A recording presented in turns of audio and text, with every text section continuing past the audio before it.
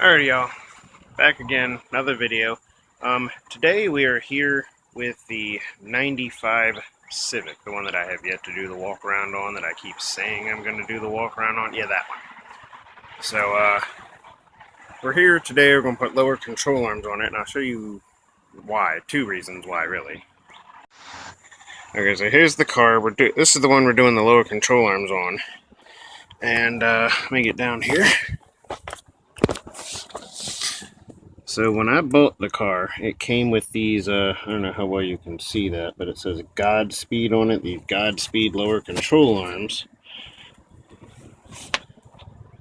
If I can get this to focus, you can kind of see right there the lower shock bushings. They're not even sleeved bushings, they're just like these big old rubber press-in, you know, pop them in by hand style bushings. And, there you go, you can see a lot better on this side. You can see where they're coming apart. So, also, I'm just noticing it looks like maybe the bushing for the upper part of the control arm is also coming apart slightly. So, we're going to replace these today. I didn't buy these. I don't know much about Godspeed. They seem like sort of a eBay kind of hit or miss sort of brand from what I've found in my research.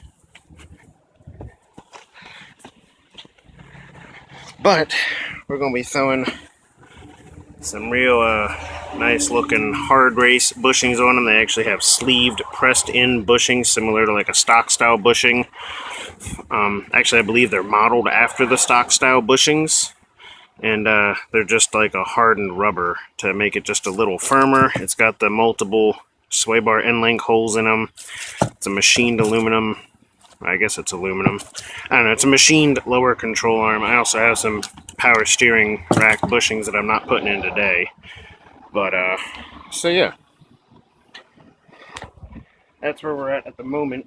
I'm going to get to work on this, and I'll update you as I go. Alright, so, update time.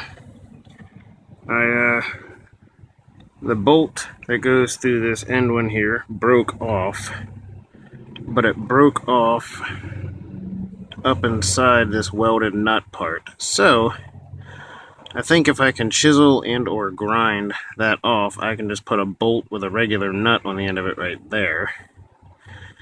Surprisingly enough, the shock bolt did not break. That was the one I was really expecting to have the most trouble with, although it is pretty screwed up. You can see... Actually, I didn't realize this outer bushing was nearly that bad.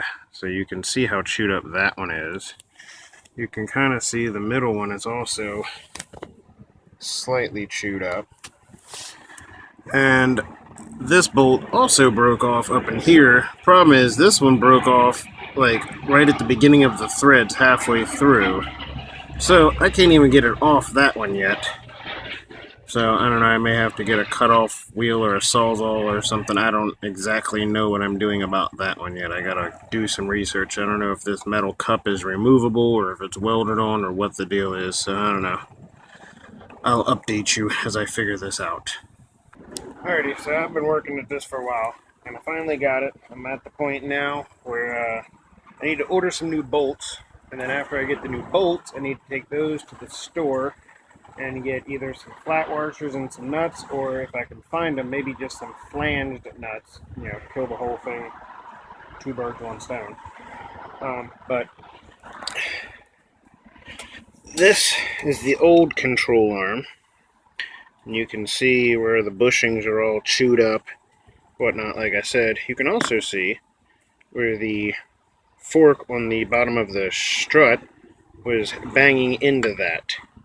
And I don't know if you can tell side by side, but this one is actually cut slightly shallower, so I assume as to avoid that. So if you overlay them, you can see where this is where it's hitting on the old shock.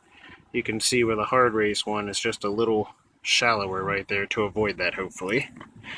And like I said, you can see where these are not sleeved bushings. They're just like a press-in rubber bushing with a sleeved center. These are like OEM style sleeved bushings with the molded sleeved center, and like these you can push the centers right out of them by hand, and so definitely looks to be a better quality arm overall. So to get the broken bolt off the inner bolt, which is this one right here, pull this out in the sunlight a little bit more. All I did was put a 19mm on this used to be welded to the frame. I put a 19mm on that there welded nut and a breaker bar and just broke the spot welds on it. And then this is the welded nut that was on the outer bolt. That one took a bit more. I had to use a Dremel tool to weaken the spot welds a little bit. And then I put this long center punch, or straight punch, through the bolt hole, and I pounded on the actual threads of the bolt till the seam weld started to separate a bit. And then I took this long, thin chisel and kind of wedged it up behind the spot welds and separated the whole thing. So I'll get down here, see if we can get a good shot of all of this whatnot. Maybe grab my flashlight so we can see a little bit better. That's what it looks like after I'm done chiseling and beating it all off. So I'm going to put maybe like a barrel sander on the end of my Dremel tool and clean up the spot welds a tiny bit, hit it with some paint. And then that's what it looks like with that one broken off. That one's not such a big deal. I might hit it with some paint just to try and make sure it doesn't rust. But yeah, like I said, some flange nuts or some nuts and washers. And then I'm gonna order some replacement OEM Honda bolts for it. I think we should be all set to go. I'm gonna get a new bolt for the strut mount over here as well. So yeah, and I expect to have pretty much all the same trouble on the other side, which I'm gonna go start on in just a moment. Alrighty, y'all. I think this is where we're gonna end this one right now. Not the video, but for today I'm gonna stop right here. I got a birthday party I gotta take the kids to. Pretty much what I've showed you is what I've gotten done. I haven't even started on the other side. I need to go ahead and get cleaned up and get out of here for a birthday party. In the next day or two, hopefully I'll get to the other side and figure out how much welding or how much chiseling and grinding I'm going to have to do on broken bolts on that side. So when I get the bolts in later this week, I can just go ahead and slather everything in anti-seize and then slam it back together, and hopefully we won't have this problem again. Of course, the flip side is hopefully I won't ever have to touch these bolts or lower control arms again. So, tomato, tomato. But I've heard that slathering the entire bolt anti-seize is a good idea, just in case you do have to service this again. So, I'm going to go ahead and get some anti-seize, order some bolts, clean up some tools, and I'll be back with you in the next couple days or so whenever I get back to this. And what's up, y'all? It's pretty late, but I figured I'd give you a quick update. Here are the bolts that I ordered. Now, they didn't come with the nuts, but these are the 4 new control arm bolts, the lower rear control arm bolts that I ordered from Honda. And these are the 2 lower strut bolts that I ordered. And then I went to the hardware store, or actually I went to the AutoZone, and I got the flat washer, the lock washer, and then the nuts. And the nuts, the washers, and all that are, I believe, a grade 10.9 is what it says, or a class 10.9. I don't know what the hell that is. I guess it's better than a grade 8, or maybe it's slightly less. I don't know. Either way, it should be more than sufficient for what I need. I had wanted flange nuts for these, so I didn't have to worry about the flat washers and all of that. But where I went did not actually have those, and I didn't feel like shopping at 10 different stores and possibly not finding what I needed, so I figured flat washers, lock washers, and nuts should be pretty sufficient. I also picked up the good old-fashioned gray bottle of anti-seize with the brush built into the cap. I wasn't so crazy about the idea of spending $8 to $9 on this, but I figure I've been working on cars a hell of a long time. I've had a need for this on more than one occasion. It was probably time to just break down and buy the damn bottle of it, so I did. And from what I've read online, a lot of people recommend, besides recommending that you actually use the official Honda bolts, which is what I have here, they also recommend slathering these in anti-seize before you put them in. My understanding is it's very common for these to seize up and break, as mine did. The problem isn't that they seize up in the welded nuts that are on the control arm. They seize up in the shaft section where it passes through the actual control arm. The steel tubes they pass through, they tend to rust up and seize in there, or at least that's what I've read. So what I'm told is it's pretty important to slather the anti-seize, especially in the center part here. Most people just say slather the whole bolt in it and save yourself the headache. Probably what I will go ahead and end up doing. So yeah, it's been a quick little update, and I'll keep you updated as I make more progress. Alrighty, y'all. So I finally got the lower control arm on the driver's side rear out, and while I didn't think it was even possible, it was even more difficult than the first side. I'll show you why. So here's the control arm on the driver's side. As you can see, all the bushings are missing. And see, unlike a normal lower control arm where the bushing or the sleeves are like molded into the bushing and then you press the whole thing in as an assembly, these are pretty much just a sleeve with two rubber grommets, which is what really screwed me on this whole thing. Here's the head of the bolt that I had to cut and saw off and chisel, and been swinging a 4-pound maul hammer for like an hour and a half now and about dead tired. What screwed me about this is I soaked all of this in PB Blaster before I tried to break it loose. Well, the good side is that it didn't break the bolt, the one closest to the brake drum, like it did on the other side.